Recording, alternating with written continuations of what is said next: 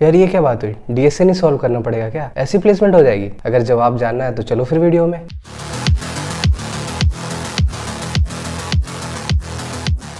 नमस्कार, मेरा नाम है शुभम और आप देख रहे हैं tech in famous, your one step solution for all your tech related queries. यार आज की जो वीडियो है काफ़ी स्पेशल वीडियो रहने वाली है, क्योंकि इस वीडियो में हम बात करने वाले हैं कि डीएसए सॉल्व करने का करेक्ट अप्रोच क्या है। हाँ, हम ये नहीं कह रहे कि डीएसए नहीं सॉल्व करना चाहिए, पर 90 to 95% स्टूडेंट्स जो है वो डीएसए सॉल्व करते हैं। 10-20 क्वेश्चन, 50 क्वेश्चन, 100 क्वेश्चन सॉल्व करने के बाद गिव अप कर देते हैं। और गिव अप करने का ये वो नहीं होता कि इनसे ये 10-20, 50, 100 क्वेश्चन नहीं हो रहे।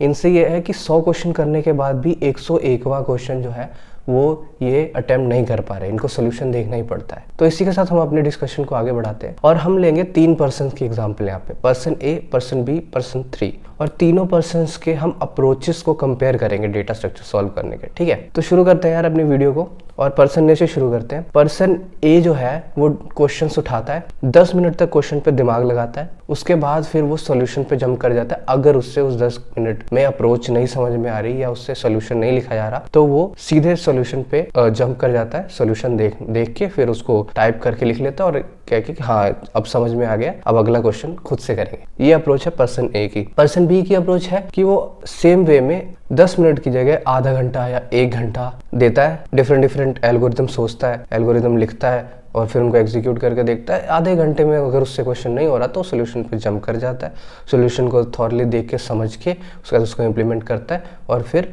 उसको अपने माइंड में कैप्चर करके रखता है ताकि ऐसा कोई क्वेश्चन आए या इस टाइप की एल्गोरिथम जब कभी यूज हो तो हम उसको अप्लाई कर सकें। अब थर्ड पर्सन आता है, पर्सन सी। वो पूरा दिन लग जाए क्वेश्चन करने में पर वो गिव अप नहीं करेगा। वो क्या करेगा, जब तक क्वेश्चन सॉल्व नहीं होता वो क्वेश्चन सॉल्व करता रहेगा, चाहे 1 दिन लग जाए, 2 दिन लग जाए, पर क्वेश्चन खुद से निकाल के रहेगा, सोल्यूशन नहीं देखेगा। ठीक है, तो ये 3 अप्रोचेस थे। तो आपको क्या लगता है कि इनमें से कौन सा अप्रोच सबसे बेटर अप्रोच है? क्या मेजोरिटी ऑफ यू का आंसर मुझे जो समझ में आ रहा है वो आप लोग 2 बोल रहे हो, पर्सन बी। ऐसा क्यों? वैसे मैं आंसर बता देता हूँ, फिर हम डिस्कस करेंगे कि ये आंसर क्यों है। तो मेजोरिटी के साथ जाते हैं और मेजोरिटी ने कहा है आंसर बी, तो इसका मतलब आंसर इसका बी है। अब आप सबके दिमाग में ये क्वेश्चन आ रहा होगा कि यार बी क्यों, सी क्यों नहीं या ए क्यों नहीं? तो ये क्वेश्चन आना दिमाग में काफी जेन्युइन है, क्योंकि अगर एक अप्रोच से चले तो उसने क्या किया, 10 मिनट सोल्यूशन ट्राई करा, नहीं हुआ, वो जंप कर गया आंसर पे। इससे क्या हुआ, दिन के सबसे ज्यादा क्वेश्चन ए, बी और सी में से ए नहीं करे, क्योंकि उसने टाइम कम लगाया थिंकिंग में और सोल्यूशन फटाफट से करने की कोशिश की, जिस वजह से उसके मे बी 5 से 10 क्वेश्चन पर डे हो रहे हैं। और 90% लोग यही कर रहे हैं कि 5 से 10 क्वेश्चन पर डे सॉल्व कर देते हैं इस अप्रोच से, जिससे उनके 200 से 300 क्वेश्चन पर मंथ भी हो रहे हैं। समझ रहे हो, पर मंथ 200 से 300 क्वेश्चन हो रहे हैं। और अगर सी की बात करें तो सी कभी गिव अप नहीं कर रहा, वो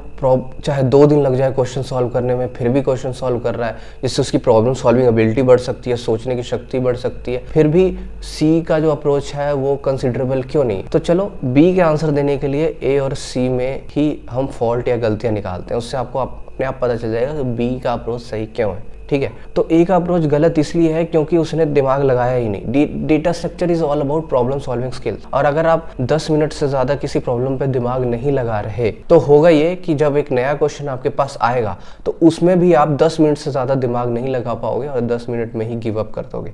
और इंटरव्यू में या कोडिंग राउंड में भी आपके पास एटलीस्ट 1 आवर होता है। अगर एक क्वेश्चन को भी लें तो 30 मिनट्स होते हैं, और अगर कोड लिखना हो तो 5 मिनट में लिखा जाता है। सिर्फ 20 से 25 मिनट की थिंकिंग प्रोसेस होती है। तो ए का अप्रोच तो इस हिसाब से गलत हो गया क्योंकि उसने सोचने पे बहुत कम टाइम लगाया और जो भी उसके पास मटेरियल माइंड में अवेलेबल था उसने सबको यूज करके एक प्रॉपर ऑप्टिमल एल्गोरिथम नहीं बनाई। ठीक है, इससे होगा क्या कि क्वेश्चंस तो बहुत सारे कर दिए उसने। वही बात कह रहा हूँ जो मैं हर बार कहता हूँ कि क्वालिटी मैटर करती है, क्वांटिटी नहीं। क्वेश्चन तो बहुत सारे कर दिए बट जब नया क्वेश्चन आया तो उससे सॉल्व नहीं हो पाया। अब सी ने क्या गलती करी? सी ने ये गलती करी कि वो एक ही क्वेश्चन पे फंसा रह गया 2 से 3 दिन। ऑल्दो उसने वो क्वेश्चन सॉल्व कर दिया पर उसके दिमाग में ये चीज बन गई है कि ज्यादा टाइम लेने की हैबिट बन जाएगी उसकी। ठीक है, उसके दिमाग में ना अगर वो 2 दिन में क्वेश्चन सॉल्व कर रहा है तो उसका दिमाग भी उस हिसाब से स्लो हो जाएगा। ठीक है, तो उसके लिए फिर कभी भी आधा घंटा या 1 घंटा जो है इनफ नहीं होगा क्वेश्चन सॉल्व करने के लिए, फर्स्ट थिंग। और सेकंड थिंग ये है कि अगर आप किसी क्वेश्चन में फंस रहे हो और आपको टाइम लग रहा है तो फिर आप अच्छे क्वेश्चंस मिस कर दोगे। अच्छे क्वेश्चन मिस करने का मतलब ये है कि जो 2 दिन में आपने 5-6 क्वेश्चन सॉल्व कर देने थे, 2 क्वेश्चन पर डे भी, वो आप एक ही क्वेश्चन सॉल्व कर रहे हो, ठीक है। तो ये भी एक ऑप्टिमल अप्रोच नहीं है। तो कुल मिला के person B is a winner here. Person B ने क्या किया, अपना आधा घंटा 1 घंटा जितने भी एल्गोरिथम उसके दिमाग में थे उस पर्टिकुलर क्वेश्चन के लिए उसने लगाया, उससे सॉल्व हो गया, well and good. 90% of the cases में सॉल्व हो जाएगा अगर आप इसी अप्रोच से काफी दिन तक प्रैक्टिस करते रहोगे तो। और अगर नहीं सॉल्व हो रहा तो सोल्यूशन देख लिया, सोल्यूशन को इम्प्लीमेंट कर दिया और उस सोल्यूशन का जो वे है उसको मेमोराइज कर लिया कि यार इस तरीके से इस टाइप के क्वेश्चंस को सॉल्व किया जाता है, ये इसकी अप्रोच रहती। तो इस वीडियो के थ्रू मैं यही बताना चाह रहा था कि 90% ऑफ द स्टूडेंट जो मेरे पास आते हैं वो या तो मेथड ए फॉलो करते हैं, पर्सन ए को फॉलो करते हैं, या पर्सन सी को फॉलो करते हैं, ठीक है। या तो हार्डवर्क नहीं करते, नंबर ऑफ क्वेश्चन सॉल्व करने के पीछे जाते हैं, जिससे कहते हैं कि हम 500 से 600 क्वेश्चन हमने कर लिए हैं, पर फिर भी जब 601वां क्वेश्चन आता है तो हमसे नहीं हो पाता, तो वो पर्सन ए टाइप्स की अप्रोच फॉलो कर रहे हैं। और कुछ लोग ये होते हैं कि सर हमने बहुत सारे क्वेश्चंस नहीं करे हैं, बट हमने जो भी क्वेश्चंस करे हैं काफी दिमाग लगा के करे, काफी अच्छे से करे, 1-2 दिन लगा के उन एल्गोरिथम्स को समझा है, ठीक है। और हमसे क्वेश्चन हो भी जाते हैं पर हमें टाइम बहुत लगता है, ठीक है। आधा 1 घंटे के टाइम फ्रेम में हम क्वेश्चन को कर नहीं पाते, वो होते हैं पर्सन टाइप सी, ठीक है। तो हमें पर्सन टाइप बी बनना है, हमें कम टाइम में एफिशिएंटली उस डेटा स्ट्रक्चर के क्वेश्चन को सॉल्व करना है।